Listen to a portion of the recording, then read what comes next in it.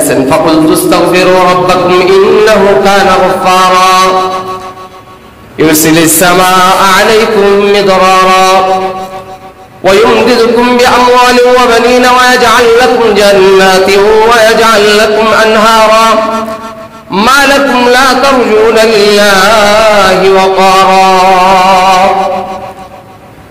الله تعالى বলেন ইস্তাগফিরু রাব্বাকুম তোমরা তোমাদের প্রভুর কাছে ক্ষমা প্রার্থনা করো ইন্নাহু কানা গফফারা নিশ্চয়ই আল্লাহ তাআলা গফফার আল্লাহ তাআলা ক্ষমাশীল আল্লাহ তাআলা মাফ করনে ওয়ালা আল্লাহ তাআলা যত গুনাহ করুক বান্দা যত অপরাধ করুক গুনাহ শেষে আল্লাহ তাআলার কাছে নতজান হয়ে যদি বান্দা মাফ চায় খালিস দিলে যদি তওবা করে আল্লাহ জিন্দেগিতে আর গুনাহ করব না আল্লাহ গুনাহ ছেড়ে দিলাম আজম বিল জজম করলাম আর গুনাহ করব না আল্লাহ তাআলার কাছে বান্দা যতবার ক্ষমা চাবে আল্লাহ তাআলার ওয়াদা আল্লাহ তাআলা বান্দার জিন্দেগির সমস্ত গুনাহ খাতা মাফ করে দিবে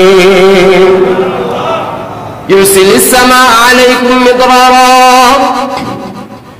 আল্লাহ তাআলা বলেন আল্লাহ যে কলসালি দিয়েছেন আল্লাহ যে দুর্ভিক্ষ দিয়েছেন আল্লাহ যে অনাবৃষ্টি দিয়েছেন তোমরা আল্লাহর কাছে ক্ষমা চাও আল্লাহকে রাজি আর সন্তুষ্ট করার একটাই মাধ্যম আল্লাহ তাআলা ফরমাবরদারির মাধ্যমে আল্লাহ তাআলার ইবাদতের মাধ্যমে আল্লাহ তাআলার কাছে ক্ষমা চাওয়ার মাধ্যমে আল্লাহ তাআলা খুশি হয়ে যান আল্লাহকে যদি তোমরা তওবা ইস্তিগফারের মাধ্যমে গুনাহ মাফ চাওয়ার মাধ্যমে যদি আল্লাহকে খুশি করতে পারো আল্লাহ তাআলা বলেন ইউরসিলিস সামা আলাইকুম মিদরারা আল্লাহ তাআলা আসমান থেকে মুষলধারে বৃষ্টি বর্ষণ করে দিবে ওয়াইমদিদুকুম বিআমওয়ালি ওয়া বানিন আল্লাহ তাআলা তোমাদের মাল সম্পদ বাড়ায় দিবেন সন্তান হতো না আল্লাহ তাআলা সন্তান হওয়া বন্ধ করে দিয়েছেন যদি আল্লাহকে রাজি সন্তুষ্ট করতে পারো তাহলে আল্লাহ তাআলা তোমাদের সন্তান জিয়াদা করে দিবেন সন্তান দান করবেন আল্লাহ তাআলা তোমাদেরকে বাগ বাগিচা দিবেন আল্লাহ তাআলা তোমাদেরকে নহর করে দিবেন তার জন্য একটা শর্ত আল্লাহকে রাজি আর সন্তুষ্ট করা আল্লাহ তাআলা ফরমাবরদারির মাধ্যমে আল্লাহর গোলামের মাধ্যমে আল্লাহ খুশি হন আর আল্লাহ তাআলার নাফরমানির মাধ্যমে আল্লাহ গুসা হন আল্লাহর নিয়ামত পাওয়ার সবব কারণ আল্লাহ তাআলাকে খুশি করা আর আল্লাহ তাআলার ইনআম নিয়ামত পাওয়া থেকে বঞ্চিত হওয়ার কারণ নাফরমানি আর গুনাহ নাফরমানি আর গুনার কারণে আল্লাহ তাআলা অসন্তুষ্ট হন আল্লাহ রাগ হন আল্লাহ গুসা আজকে মুসিবত উমুমি মুসিবত দেখতেছি আমরা করোনার মতো অমন না হইল এক মুসিবত দেখি আমরা সব জায়গায় তাপ আর তাপ গরম আর গরম অসহ্য হয়ে গেছে আজকে এই সময় মুষলধারে বৃষ্টি হওয়ার কথা বৃষ্টি হয় অনাবৃষ্টি শুরু হয়ে গেছে বৃষ্টি বন্ধ হয়ে গেছে তার একমাত্র শুধুমাত্র কারণ আল্লাহ তাআলার নাফরমানি আল্লাহর অবাধ্যতা জুয়ার মধ্যে মুসল্লি আসছেন ৫,০০০ ৬,০০০ ৭,০০০ মুসল্লি আসেন এমনি কয়জন নামাজ পড়ে জুমার নামাজটা ছাড়া কয়জন মানুষ আছে ৫ ওয়াক্ত নামাজ পড়ে কয়জন মানুষ আছে হালাল ভাবে চলে কয়জন মানুষের উপার্জন হালাল ইচ্ছায় হোক অনিচ্ছায় হোক সুদের মধ্যে লিপ্ত সরাসরি সুদের মধ্যে লিপ্ত হয় ইচ্ছাকৃতভাবে জিজ্ঞেস করলে বলে ভাই ব্যবসা বড় করা দরকার ব্যবসা বড় করার জন্য টাকা নিয়েছি মর্জি তাআদ্দি ব্যাপক এক রোগ আমাদের মধ্যে ছড়াছড়ি করতেছে সুদের রোগ ভালো ভালো মানুষ সুদের মধ্যে লিপ্ত নামাজ পড়ে সুদের মধ্যে লিপ্ত তাহাজ্জুদ করে সুদের মধ্যে লিপ্ত আবার অনেকে তো সুদের ব্যবসায়ী করে টাকা দিয়া 20 লাখ টাকা আছে, 20 লাখ টাকা দিয়ে সুদের ব্যবসা করে। 10 লাখ টাকা আছে, 10 লাখ টাকা দিয়ে সুদের ব্যবসা করে। তার ব্যবসাই হলো সুদ। আমি রমজানেও বলছিলাম সুদ খাওয়া আর পায়খানা খাওয়া এক সমান। সুদ খাওয়া আর পায়খানা খাওয়া এক সমান।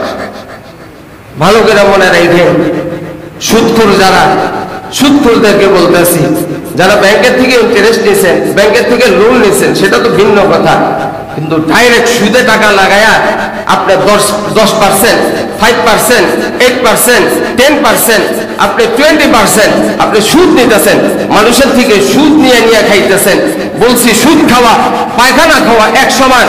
যদি বিশ্বাস না হয় আজকে তারিখ দিয়ে লেখা রাখেন, যে ব্যক্তি সুদ খায়, সরাসরি সুদের ব্যবসা করে, মওতের সময় দেখবেন তার মুখ দিয়ে পায়খানা বের হয়ে আসে। লেখা রাখেন, দেখেন।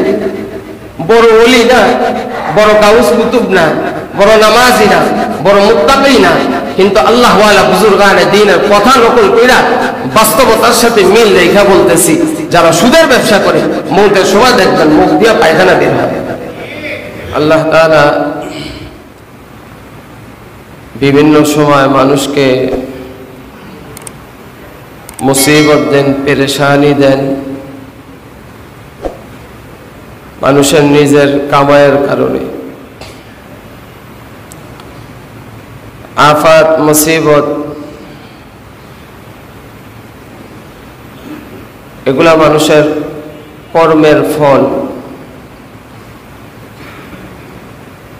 আল্লাহ তাআলা অনেক সময় পরীক্ষা করার জন্য দেন, সেটা ভিন্ন কথা, কিন্তু স্বাভাবিকভাবে মানুষের পেরেশানি আসে, মানুষের মুসিবত আসে, মানুষের দুঃখ কষ্ট আসে মানুষের নিজের কারণে।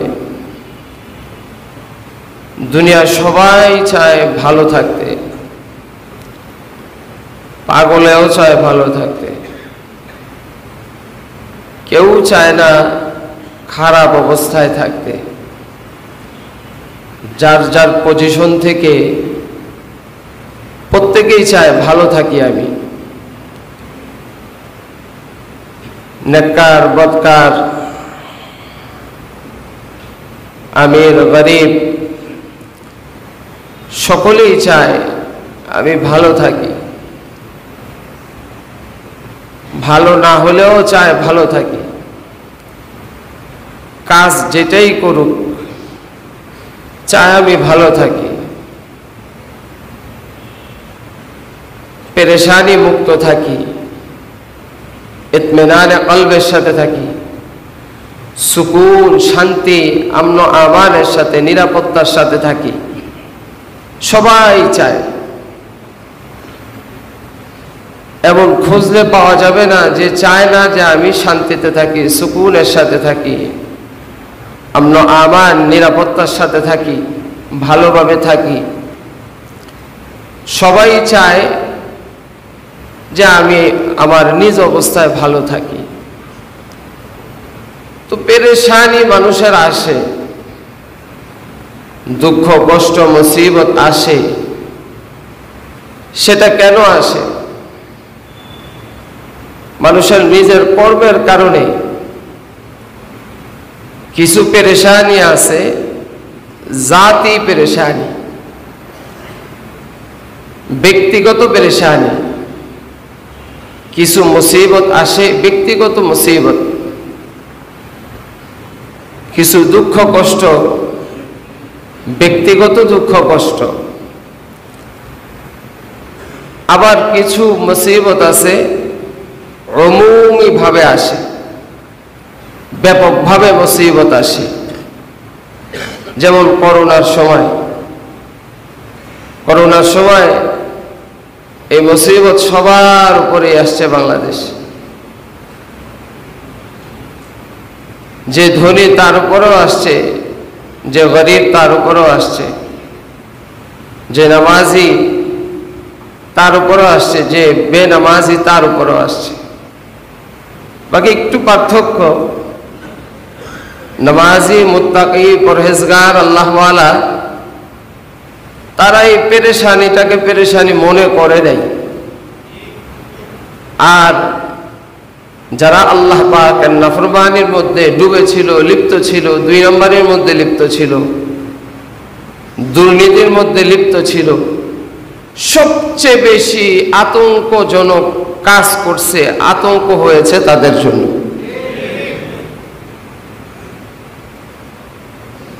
যারা আল্লাহ পাকের ফরমাবরদার ছিল তাদের জন্য করোনা আতঙ্ক ছিল না। তারা স্বাভাবিক গতিতেই চলছে, ফিরছে, খাইছে। লকডাউন দিয়েছে, তো লকডাউনের সময় স্বাভাবিক গতিতে চলছে। মসজিদে আসা পর্যন্ত বন্ধ করে দিছে। তারপরেও কিছু মানুষ আল্লাহর ঘরে আসছে, আল্লাহর গোলামি করছে, নামাজ পড়ছে। আমার চোখে দেখা তাদের একজনকেও করোনায় ধরে নেই। আল্লাহ তাআলা আমার অনেককে দিয়েছেন, ভালো মানুষকেও দিয়েছেন, সেটা পরীক্ষা স্বরূপ আল্লাহ দিয়েছেন। আল্লাহর উপর, আল্লাহ জাতের উপর ইয়াকিন, আস্থা, বিশ্বাস কতটুকু আছে। আল্লাহ অনেক সময় মুসিবত দেন ঈমানকে পরীক্ষা করার জন্য। ঈমানের উপর থাকে না বেঈমান হয়ে মারা যায়। তো ব্যাপক হারে এই মুসিবত আসছে। কিছু কিছু মুসিবত আছে যেটা জাতি, মানুষের ব্যক্তিগত পেরেশানি, ব্যক্তিগত মুসিবত, ব্যক্তিগত দুঃখ কষ্ট। আবার অনেক সময় উমুমি ভাবে মুসিবত আসে, ব্যাপকভাবে মুসিবত আসে। হযরত নূহ আলাইহিস সালাতু ওয়াস সালামের যুগে লাগাতার 40 বছর পর্যন্ত বৃষ্টি হয় না। কহতসালি, দুর্ভিক্ষ, ফসল হয় না, জমিনে ফসল হয় না, জমিন ফেটে চৌচির হয়ে গেছে, আসমান থেকে বৃষ্টি বর্ষণ হয় না। তার উল্লেখযোগ্য একটা কারণ, আমি আগে যেই কথাগুলো বললাম, এবং নূহ আলাইহিস সালাতু ওয়াস সালামের যুগে যেই মুসিবত আসছে সবগুলার কারণ একটাই, আল্লাহ পাকের নাফরমানি। আল্লাহর নাফরমানি করার কারণে আল্লাহ তাআলা দুঃখ, কষ্ট, মুসিবত দেন। মাল কামাই করে হাজার হাজার মানুষ আছে, টাকা পয়সার অভাব নাই, কিন্তু দিলে সুকুন নাই, আত্মপ্রশান্তি যেটা সেটা নাই। হাজারো কোটি টাকার মালিক হওয়ার পরেও রাত্রেবেলা 3-4টা বড়ি খাইয়া তারপরে ঘুমাইতে হয়। আর একজন রিক্সাওয়ালা সারাদিন, দিন মজুর, সারাদিন কাজ করার পরে রাত্রেবেলা যেখানে তার সুযোগ হয়, যেখানেই শোয় তো ওইখানে ঘুমায়া যায়। তার এসি, এয়ার কন্ডিশন রুম লাগে না, তার 5 স্টার হোটেল লাগে না, তার ভালো খাট পালন লাগে না। তার ঘুমানোর জন্য স্বাভাবিক একটা বিছনা হলেই সে ঘুমাইতে পারে। বহু টাকা পয়সার মালিক হইলেও আমি আপনি বাহ্যিকভাবে মনে করি খুব শান্তিতে আছে, কিন্তু যা দেখেন আপনি যেই শান্তিতে আছেন তার 10 ভাগের 1 ভাগ শান্তিতেও সে নাই। টাকায় মানুষকে শান্তি দেয় না, অর্থ মানুষকে শান্তি দেয় না, পদ পজিশন মানুষকে শান্তি দেয় না, সামাজিক অবস্থান মানুষকে শান্তি দেয় না, ওহদা, দায়িত্ব মানুষকে শান্তি দেয় না। কিন্তু আজকে সমাজের অবস্থা দেখেন, সমাজের মধ্যে অধিকাংশ মানুষ নিজের আখের গোছানোর জন্য, আখেরাত না আখের, নিজের আখের গোছানোর জন্য যে যেইভাবে পারছে ওইভাবেই ছুটছে, কোনো পরোয়া নাই, লাগাম টানার কোনো মানুষ নাই, যে যেইভাবে পারছে ওইভাবেই ছুটছে। পদ পজিশন ধরে রাখার জন্য যা যা করার তাই করতেছে। ধনী হওয়া মাকসাদ, ধনী হওয়ার জন্য যা যা করার তাই করতেছে। তার সামাজিক অবস্থান দরকার, সামাজিক অবস্থানের জন্য যা যা করার তাই করতেছে। তার বড় দায়িত্ব দরকার, বড় দায়িত্ব নেওয়ার জন্য যা যা করার তাই করতেছে। কোনো হালাল হারামের বাছবিচার নাই, জায়েজ না জায়েজের বাছবিচার নাই, যার ফলে ওই মানুষগুলো ব্যক্তিগতভাবে পেরেশানগ্রস্ত হচ্ছে, মুসিবতের মধ্যে লিপ্ত হচ্ছে। আমার আপনার দৃষ্টিগোচর হোক আর না হোক, ঠিকই কোনো না কোনো মুসিবতের মধ্যে আছে, কোনো না কোনো পেরেশানির মধ্যে আছে। শুধু তাই না, এই অবস্থাটা এখন ব্যাপক হওয়ার কারণে আল্লাহ তাআলা এই মুসিবত আর পেরেশানির কিছু অংশ পুরা দেশের মানুষের ভিতরে দিয়ে দিয়েছে। নূহ আলাইহিস সালাতু ওয়াস সালামের জমানায় 40 বছর বৃষ্টি হয় না, অনাবাদ, কহতসালি, দুর্ভিক্ষ। নূহ আলাইহিস সালাতু ওয়াস সালাম দাওয়াত দেন, আল্লাহ পাকের একাত্মবাদের দাওয়াত দেন। তো আল্লাহর একাত্মবাদের দাওয়াত গ্রহণ করবে কি, তারা কানের মধ্যে আঙ্গুল ঢুকায় রাখে, যাতে করে নূহ আলাইহিস সালাতু ওয়াস সালামের কথা না শুনে। তারা চেহারার মধ্যে পর্দা ঢেলে দেয়, যাতে নূহ আলাইহিস সালাতু ওয়াস সালামের চেহারা না দেখা যায়।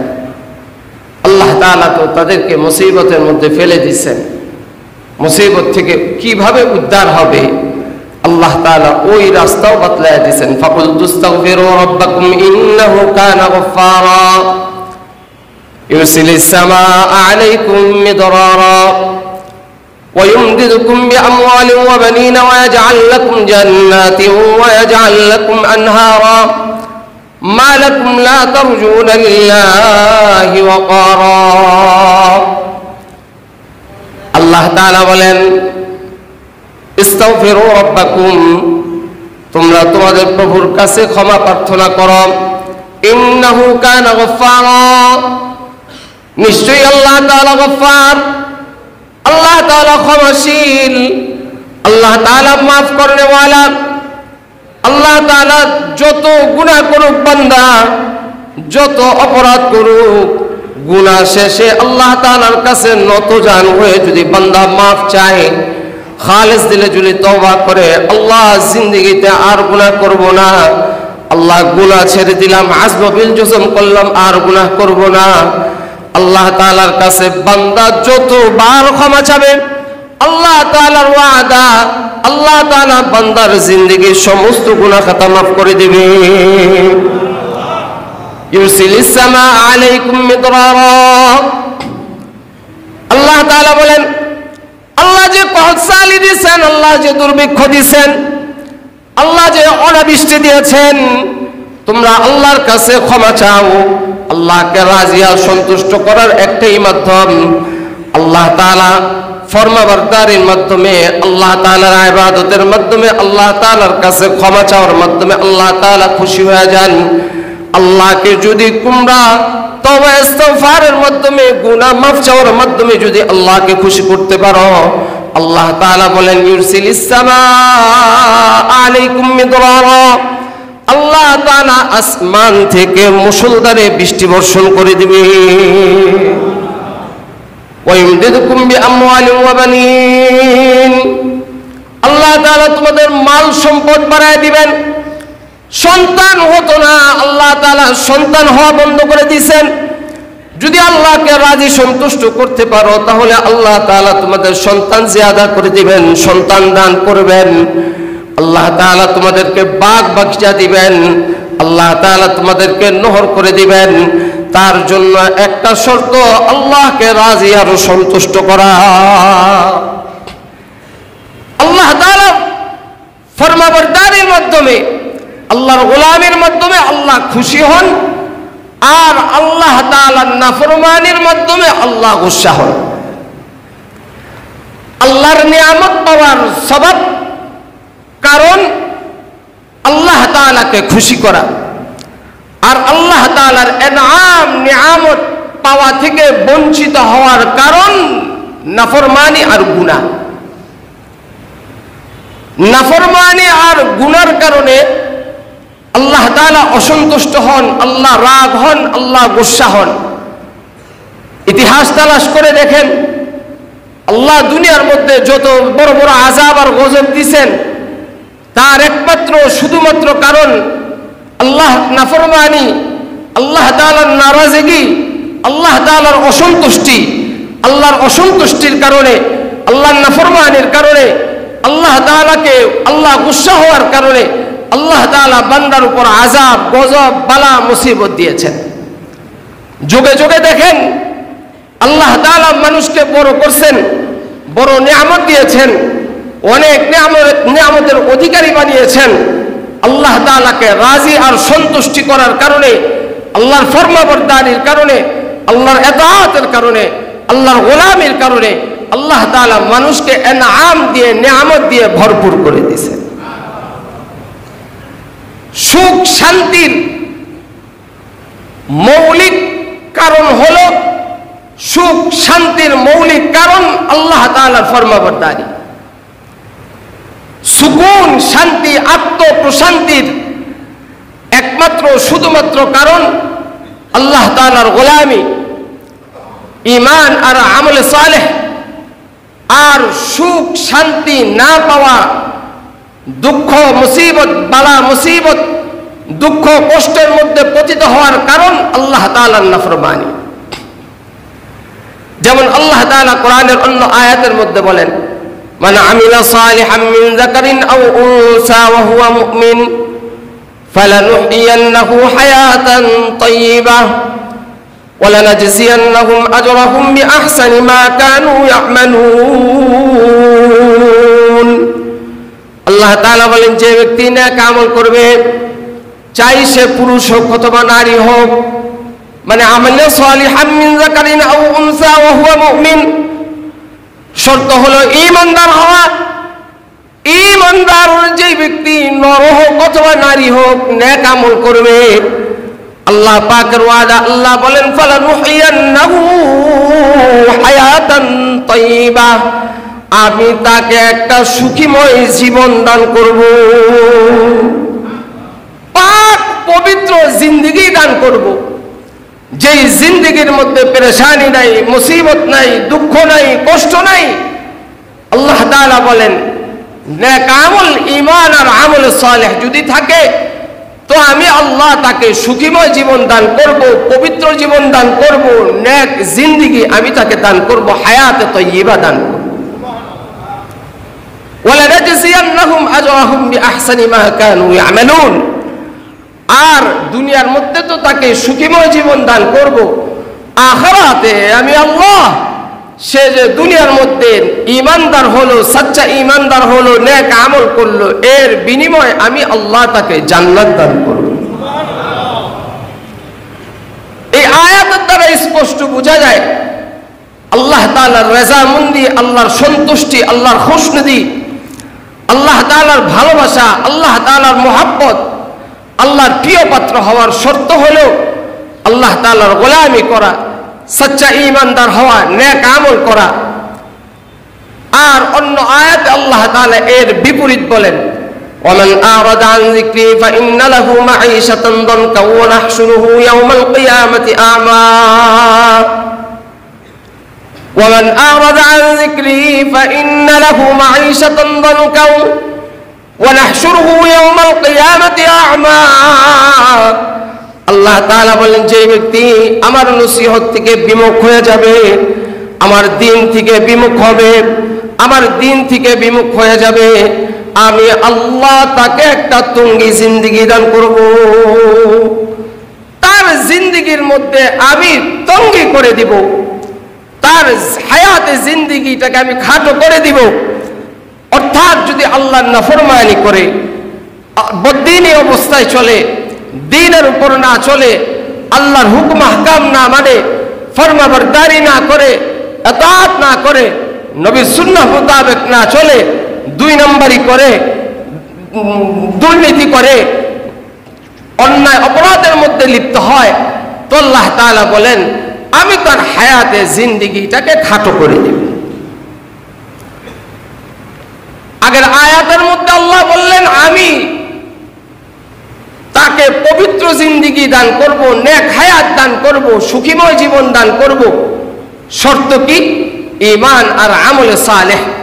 এই আয়াতের মধ্যে আল্লাহ তাআলা বললেন আমি তার জিন্দেগিটাকে খাটো করে দিব। কারণ কি? সবাব কি? সবাব হলো আল্লাহ তাআলার নাফরমানি, আল্লাহ তাআলার নাফরমানি, আল্লাহর অবাধ্যতা, আল্লাহর অবাধ্যতা আর নাফরমানির কারণে আল্লাহ হায়াতে জিন্দেগিটাকে তঙ্গি করে দিবেন।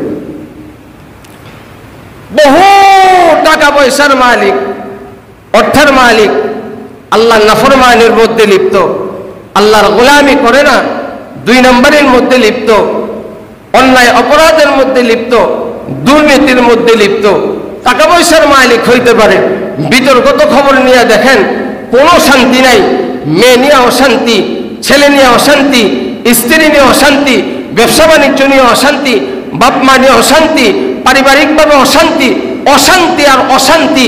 কারণ তার হালাল হারামের তমিজ নেই। ব্যাংকের থেকে হাজার হাজার কোটি টাকা সুদে সেই টাকা নিয়েছে, তার ব্যবসা হারাম। ব্যবসা হারাম হওয়ার কারণে, আল্লাহ তাআলার অবাধ্য হওয়ার কারণে, আল্লাহর নাফরমানি করার কারণে অর্ধ কোটি টাকার মালিক হওয়ার পরেও, হাজার হাজার কোটি টাকার মালিক হওয়ার পরেও হায়াতে জিন্দেগির মধ্যে কোনো শান্তি নাই। আল্লাহ বলছেন আমি তার জিন্দেগিটাকে খাটো করে দিব। আজকে মুসিবত, উমুমি মুসিবত দেখতেছি আমরা। করোনার মতো অমন না হইল এক মুসিবত দেখি আমরা। সব জায়গায় তাপ আর তাপ, গরম আর গরম, অসহ্য হয়ে গেছে আজকে। এই সময় মুষলধারে বৃষ্টি হওয়ার কথা, বৃষ্টি হয়, অনাবৃষ্টি শুরু হয়ে গেছে, বৃষ্টি বন্ধ হয়ে গেছে। তার একমাত্র শুধুমাত্র কারণ আল্লাহ তাআলার নাফরমানি, আল্লাহর অবাধ্যতা। জুমার মধ্যে মুসল্লি আসছেন 5,000, 6,000, 7,000 মুসল্লি আসেন। এমনি কয়জন নামাজ পড়ে? জুমার নামাজটা ছাড়া কয়জন মানুষ আছে 5 ওয়াক্ত নামাজ পড়ে? কয়জন মানুষ আছে হালাল ভাবে চলে? কয়জন মানুষের উপার্জন হালাল? ইচ্ছায় হোক অনিচ্ছায় হোক সুদের মধ্যে লিপ্ত, সরাসরি সুদের মধ্যে লিপ্ত হয় ইচ্ছাকৃতভাবে। জিজ্ঞেস করলে বলে ভাই ব্যবসা বড় করা দরকার, ব্যবসা বড় করার জন্য টাকা নিচ্ছি। ব্যবসা বড় করার জন্য টাকা নিছেন, আপনার এই টাকাটা আপনার হালাল টাকার মধ্যে হারাম টাকাটা ঢুকিয়ে আপনার ব্যবসাটাকে নষ্ট করলেন। ব্যবসা বাড়বে তো দূরের কথা, খোদার কসম আল্লাহ তাআলার ওয়াদা, আল্লাহ তাআলা বলেন ইয়ামহাকুল্লাহু রিবা ওয়া ইউরবিস সাদাকাত। রিবা, সুদ, আপনার মাল সম্পদ সব আপনাকে ধ্বংস করে দিবে। আপনি যদি 20 লাখ টাকার মালিক হন, 10 লাখ টাকা নিছেন, সুদে টাকা নিছেন, সুদে টাকা নেওয়ার কারণে আপনি 20 লাখ টাকার মালিক ছিলেন, একটা পর্যায়ে এসে 10 লাখ টাকা, 10 লাখ টাকা একটা পর্যায়ে এসে 0 টাকার মালিক থাকেন। তখন ব্যাংকের সুদ গণেন, ব্যাংকের সুদ গণেন, এক পর্যায়ে দেখা যায় বাসাবাড়ি থাকে, বাসাবাড়ির একটা ফ্লোর থাকে, একটা ফ্লোর বিক্রি করে দেয়। তারপরে দেখা যায় ব্যাংকের পয়সা সেটা পরিশোধ করতে পারে না, আরেক ফ্ল্যাট বিক্রি করে, তারপরেও পরিশোধ করতে পারে না। একটা পর্যায়ে দেখা যায় পুরা বাড়ি ভিটা যা আছে সব বিক্রি করে তারপরে ব্যাংকের লোন পরিশোধ করে।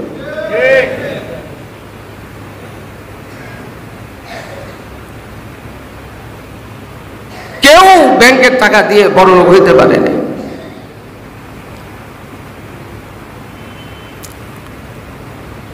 একটা মর্জে মুতাআদ্দি ব্যাপক এক রোগ আমাদের মধ্যে ছড়াছড়ি করতেছে, সুদের রোগ। সুদের রোগ, ভালো ভালো মানুষ সুদের মধ্যে লিপ্ত, নামাজ পড়ে সুদের মধ্যে লিপ্ত, তাহাজ্জুদ করে সুদের মধ্যে লিপ্ত। আবার অনেকে তো সুদের ব্যবসায়ী করে, টাকা দিয়া 20 লাখ টাকা আছে, 20 লাখ টাকা দিয়া সুদের ব্যবসা করে। 10 লাখ টাকা আছে, 10 লাখ টাকা দিয়া সুদের ব্যবসা করে। তার ব্যবসাই হলো সুদ।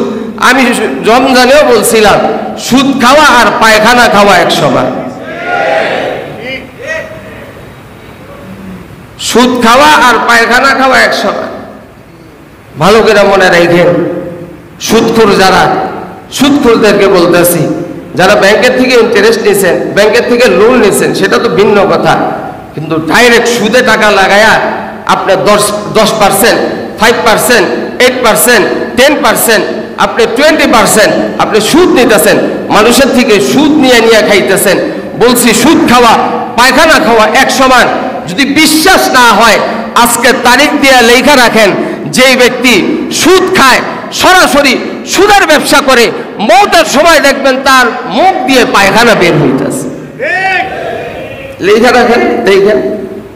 বড় ওলি না, বড় গাউস কুতুব না, বড় নামাজি না, বড় মুত্তাকি না, কিন্তু আল্লাহ ওয়ালা বুজুর্গানে দ্বীনের কথা নকল কইরা বাস্তবতার সাথে মিল রেখা বলতেছি, যারা সুদের ব্যবসা করে মৌতের সময় দেখবেন মুখ দিয়ে পায়খানা বের হয়। আল্লাহ তাআলা আমাদেরকে হেফাজত করেন, বলেন আমিন। এই বালা মুসিবত কিসের কারণে? এই ব্যাপক একটা অন্যায়ের মধ্যে আমরা লিপ্ত হয়ে গেছি। সমাজের 70% মানুষ, 50%-এর উপরে 60%, 70% মানুষ কোনো না কোনোভাবে সুদের মধ্যে লিপ্ত হয়ে গেছে। আপনি অল্প আয় করেন, খোদার কসম করে বলি, আপনি সুদের মধ্যে লিপ্ত হয়ে যেই কামাই করেন, এই সুদের কামাইটার অবস্থা দেখবেন একরকম। আর আপনি অল্প কামাই, আপনার সুদ মুক্ত কামাই, হালাল কামাই, নিট এন্ড ক্লিন হালাল কামাই, আপনার হালাল কামাই খান, আর এটার মধ্যে দেখেন কি প্রশান্তি। আর হারাম কামাই খান, এটার মধ্যে দেখেন কি অশান্তি। ঠিক কইলেও ঠিক, না কইলেও ঠিক, মাইক দিয়া বেঠিক কথা কইতাছি না, জোরে কোন ঠিক না বেঠিক। অল্প আয় করে কিন্তু আত্মার প্রশান্তি, পেরেশানি নেই, আলহামদুলিল্লাহ, পেরেশানি নেই, দুঃখ নাই, কষ্ট নাই। মানসিকভাবে অনেক সময় পেরেশানি আসে, সেটা ভিন্ন কথা, কিন্তু এমনি টাকা পয়সার কারণে, অর্থনৈতিক কারণে কোনো পেরেশানি নেই, হালালভাবে চলতেছে, আলহামদুলিল্লাহ, দিলের একটা প্রশান্তি। আর হারাম খায়, দিলের অশান্তি। কারণ হারামের একটা আসর আছে, হালালের একটা আসর আছে। হারামের একটা আসর বদ আসর, হালালের একটা নেক আসর আছে। দারুল উলুম দেওবন্দের পাশে এক লোক ছিল, শাহ সাহেব রহমতুল্লাহ আলাইহি তার নাম। বেচারা ঘাস লাগাইতো, ঘাস লাগায় তারপরে এগুলা হইলে বিক্রি করতো, একটা অংশ টাকা রেখে দিত, সারা বছর অল্প অল্প করে জমাইয়া দারুল উলুম দেওবন্দের মুফতি মুহাদ্দিস এদেরকে দাওয়াত খাওয়াইতো। দারুল উলুম দেওবন্দের মুফতি মুহাদ্দিসরা তার দাওয়াত খেয়ে আবার অপেক্ষায় থাকতো, ঘুরে আবার কবে ওই সময় আসবে আর তার দাওয়াত খাবে। দারুল উলুম দেওবন্দের ওস্তাদদেরকে জিজ্ঞেস করা হইল, এত ধনী মানুষ সমাজের মধ্যে আছে, কারো দাওয়াত খাওয়ার জন্য তো কোনো সময় অপেক্ষা করেন না, এর দাওয়াত খাওয়ার জন্য সাধারণ একজন মানুষ ঘাস লাগায়, এই বেচারা কি আর উপার্জন আছে, কতটুকু আর কামাই করে, এই বেচারার দাওয়াত খাওয়ার জন্য আপনারা সারা বছর অপেক্ষা করেন, কারণটা কি? দারুল উলুম দেওবন্দের মুহাদ্দিসিন একরাম, মুফতিয়ান একরাম, উলামা একরাম বলেন, আমরা যখন তার দাওয়াত খাই, তার দাওয়াত খাওয়ার পর দীর্ঘদিন আমরা অন্তরের মধ্যে নূর অনুভব করতে থাকি। তার দাওয়াত খাওয়ার পর ইবাদতের আগ্রহ বেড়ে যায়, অর্থাৎ হালাল, নিট এন্ড ক্লিন হালাল গাজা, এর মধ্যে একটা নূর থাকে। আল্লাহ তাআলা বলেন, কুলু ওয়াশরাবু, তোমরা খাও এবং পান করো। অন্য আয়াতের মধ্যে আল্লাহ তাআলা বলেন, আমি যে তোমাদেরকে হালাল রিজিক দিয়েছি, হালাল রিজিক থেকে তোমরা ভক্ষণ করো। হালাল রিজিকের মধ্যে নূর আছে, হালাল রিজিকের মধ্যে নূর আছে, এই নূরের একটা প্রভাব আছে। যখন অন্তরের মধ্যে যায়, ইবাদতের আগ্রহ সৃষ্টি হয়, ইবাদত করতে মন চায়। আজকে সমাজের মানুষ, অনেক মানুষ, বেশিরভাগ মানুষ অন্যায় অপরাধের মধ্যে লিপ্ত, হারামের মধ্যে লিপ্ত, দুর্নীতির মধ্যে লিপ্ত, খারাপের মধ্যে লিপ্ত। তার উল্লেখযোগ্য একটা কারণ হলো গাজা হালাল না, গাজা হালাল না হওয়ার কারণে, খাদ্য হালাল না হওয়ার কারণে এটার একটা প্রভাব আছে। ভালোর যেমন একটা প্রভাব আছে, হালালের যেমন একটা প্রভাব আছে, হারামেরও তেমন একটা প্রভাব আছে। হারামের প্রভাবটা যখন অন্তরের মধ্যে ঢুকে তখন অন্তর কালো হয়ে যায়, আস্তে আস্তে ইবাদতের আগ্রহ চলে যায়, অন্যায় করতে মন চায়, গুনাহ করতে মন চায়, নাফরমানি করতে মন চায়। ইয়াকুব নানুতুবি রাহমাতুল্লাহি আলাইহি একবার এক বাড়িতে দাওয়াত খাওয়ার পরে ইয়াকুব নানুতুবি রাহমাতুল্লাহি আলাইহি জানতেন না তার গাজা হালাল না হারাম। তখন তিনি তার বাড়িতে দাওয়াত খাওয়ার পরে ইয়াকুব নানুতুবি রাহমাতুল্লাহি আলাইহি বলেন, 40 দিন পর্যন্ত আমার এমন অনুভব হয়েছে, আমার কাছে লাগছে আমি গুনাহ করি, আমার ইবাদতের আগ্রহ কমে গেছে, তাহাজ্জুদ পড়ার আগ্রহ আমার কমে গেছে। পরবর্তীতে আমি যাচাই বাছাই করে দেখি যেই বাড়িতে আমি দাওয়াত খেয়েছি পুরাপুরি খারাপ খাদ্যটা হালাল ছিল না, হালাল না হওয়ার কারণে হারামের প্রভাব এমন হয়েছে 40 দিন পর্যন্ত ইবাদতের আগ্রহ ছিল না। আল্লাহর নাফরমানি করে, দুর্নীতির মধ্যে লিপ্ত, অবাধে অন্যায় অপরাধের মধ্যে লিপ্ত। উল্লেখযোগ্য একটা কারণ, হারামের মধ্যে মানুষ লিপ্ত, হারামের মধ্যে লিপ্ত হওয়ার কারণে আজকে পুরা সমাজের এই হাল। কোন জায়গায় নাই দুর্নীতি নাই? এমন একটা জায়গা দেখান যেই জায়গায় দুর্নীতি নাই। আজকে বাংলাদেশের মধ্যে আঙ্গুল ফুইলা কলা গাছ হয়ে যায়। একটা পিয়ন সরকারি পিয়ন কোটি কোটি টাকার মালিক হয়ে যায়, অথচ পিয়নের বেতন কত? একটা সৎ অফিসারের বেতন এত না, একটা সৎ অফিসারও এত বাড়ি গাড়ি করতে পারে না। বিভিন্ন সময় আমাদের সামনে আসে প্রিন্ট মিডিয়ায়, ইলেকট্রনিক মিডিয়া আমরা দেখতে পাই সরকারি এক পিয়ন, তার বাড়ি গাড়ির অভাব নেই, নামে বেনামে, ছেলের নামে, মেয়ের নামে, স্ত্রীর নামে বাড়ি গাড়ি, আঙ্গুল ফুইলা কলা গাছ। কিভাবে হয়েছে আজকে দেখা যায়, তালাশ করতে গেলে দেখা যায় দুর্নীতির মধ্যে লিপ্ত। টপ টু বটন পুরো উপর থেকে নিচ পর্যন্ত পুরোটা দেশের মধ্যে দুর্নীতিতে ভরে গেছে, যার ফলে দুর্নীতির কারণে কোনো জায়গার মধ্যে শান্তি নাই, অশান্তি আর অশান্তি, অশান্তি আর অশান্তি। এই বড় বড় আমলা কামলারা দুর্নীতি করার কারণে এর একটা জের আজকে সমাজের সাধারণ মানুষকে দিতে হচ্ছে। আজকে দেশের 12টা বাজতেছে, 12টা বাজুক আর 14টা বাজুক এদের দেখার বিষয় না। জোরে কন, জোরে কন। আঙ্গুল ফুইলে আমি কলা গাছ হইলেই চললো, জনগণের 12টা বাজুক কোনো অসুবিধা নেই। আজকে আলু খান কয় টাকা কেজি? কথা কোন কইবেন ওয়াজের ভিত্তি আবার আলু লয়ে আইলেন। আলু খান কয় টাকা কেজি? 50 টাকা 60 টাকা কেজি।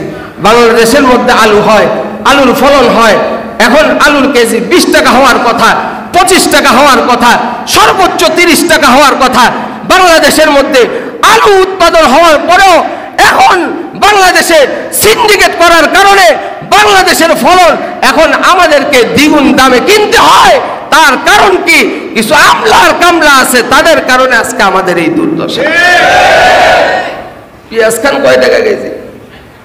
চিনি খান কয় টাকা কেজি? পেঁয়াজ 60 টাকা কোনটা? 100 টাকার উপরে খাইছেন না কয়দিন আগে? বাংলাদেশের অবস্থা, যেটা আমদানি করে আনে দেখা যায় অনেক ক্ষেত্রে সেটার দাম কম, দেশের ফলন দেশে উৎপাদন হয়, এটার দাম দেখা যায় অনেক বেশি, 2 গুণ 3 গুণ বেশি দিয়ে কিনতে হয়। দুর্নীতি, দুর্নীতি, দুর্নীতি, দুর্নীতি করতে গায়ে লাগে না, বিবেক বাঁধে না। তার কারণ কি? হারাম খাইতে খাইতে খাইতে খাইতে এখন বিবেক আর বিবেক নাই, এখন বিবেক হাইওয়ান জানোয়ারের বিবেক হয়ে গেছে। এই যে আজকে মুসিবত, অহৎসালি, দুর্ভিক্ষ, দুর্ভিক্ষ শুরু হইব বেশি দেরি নাই। দুর্ভিক্ষ, আজকে বাংলাদেশের এই অবস্থা, আল্লাহ তাআলার এক আযাব চলতেছে, আমার কাছে লাগতেছে আযাব চলতেছে। এই আযাব আর গজব আমাদের হাতের কামাই।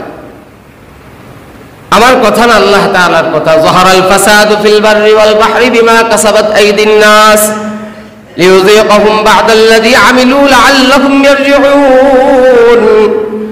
আল্লাহ তাআলা বলেন, জলে এবং স্থলে যেই সমস্ত মুসিবত আসে, ফাসাদ আসে, এটা মানুষের হাতের কামাই। যাহারাল ফাসাদু ফিল বাররি ওয়াল বাহরি বিমা কাসাবাত আইদিন নাস লিইউযীকাহুম বা'দাল্লাযী আমিলু লা'আল্লাহুম ইয়ারজিউন। আল্লাহ তাআলা কেন দেন এমন মুসিবত, কেন দেন? আল্লাহর তারও একটা হিকমত আছে। করোনার সময় যাদেরকে নামাজ পড়তে দেখি নাই, তারাও আল্লাহ তাআলার ভয়ে যায় নামাজ দিছে, আল্লাহ তাআলার ভয়ে রোজা রাখছে। অবাধ অন্যায় করত, অপরাধের মধ্যে লিপ্ত ছিল, কিন্তু আল্লাহ তাআলার ভয়ে আল্লাহ তাআলা ব্যাপকভাবে মুসিবত দেওয়ার কারণে আল্লাহ তাআলার দিকে রুজু হয়েছে। আল্লাহ তাআলা ওই দিকে ইঙ্গিত করেন, আমি কেন দিয়েছি? যাতে করে মানুষ তার হাতের কামাইয়ের একটা ফল তারা ভোগ করতে পারে। এই জন্য আমি আল্লাহ তাআলা তাদেরকে মুসিবত দিয়েছি, লাআল্লাহুম ইয়ারজিউন। এই মুসিবতের মধ্যে পড়ে যাতে করে তারা আমি আল্লাহর দিকে ফিরে আসে, আল্লাহ তাআলার দিকে যাতে করে ফিরে আসে, তওবা ইস্তিগফার বেশি বেশি করে আল্লাহ তাআলার কাছে মাফ চায়। এই জন্য আল্লাহ তাআলা ব্যাপক মুসিবত দেন। এই ব্যাপক মুসিবত দিছেন, এই মুসিবতের পরেও আমাদের কোনো অনুশোচনা নাই, আমাদের মধ্যে কোনো আল্লাহ তাআলার প্রতি রুজু হওয়ার কোনো নিদর্শন নাই। আল্লাহ তাআলার কাছে যাতে আমরা রুজু হই, আল্লাহ তাআলার যাতে আমরা মুতাওয়াজ্জু হই, এই জন্য আল্লাহ তাআলা অনেক সময় মুসিবত দেন, ব্যাপক মুসিবত দেন। এই অবস্থার মধ্যে প্রত্যেকের উচিত আল্লাহ তাআলার কাছে বেশি বেশি করে তওবা করা, আল্লাহ তাআলার কাছে বেশি বেশি করে মাফ চাওয়া। ওয়া কওম ইস্তাগফিরু রাব্বাকুম ওয়া কওম ইস্তাগফিরু রাব্বাকুম সুম্মা তুবু ইলাইহি। আল্লাহ তাআলা বলেন, হে জাতি ইস্তাগফিরু রাব্বাকুম, তোমরা তোমাদের প্রভুর কাছে ক্ষমা প্রার্থনা করো, মাফ দাও এবং আল্লাহ তাআলার কাছে তওবা করো, আল্লাহ তাআলার দিকে ফিরে আসো। আল্লাহ তাআলা নিজেই ডাকতেছেন। আমাদের এই অবস্থায় উচিত সব সময় এই মুসিবত আসছে আমাদের কারণে, আমাদের হাতের কামাই, এই জন্য আল্লাহ তাআলার কাছে বেশি বেশি করে ইস্তিগফার করা, আল্লাহ তাআলার কাছে মাফ চাওয়া, একা একা গোপনে গোপনে প্রত্যেকেরই উচিত আল্লাহর কাছে মাফ চাওয়া। আল্লাহ যেন আমাদেরকে এই মুসিবত থেকে উদ্ধার করেন, জোরে বলেন আমিন। আল্লাহ তাআলা আমাদের সকলকে, আমাদের দেশটাকে, দেশের মানুষকে আল্লাহ তাআলা সর্বপ্রকার বালা মুসিবত থেকে হেফাজত করেন, বলেন আমিন।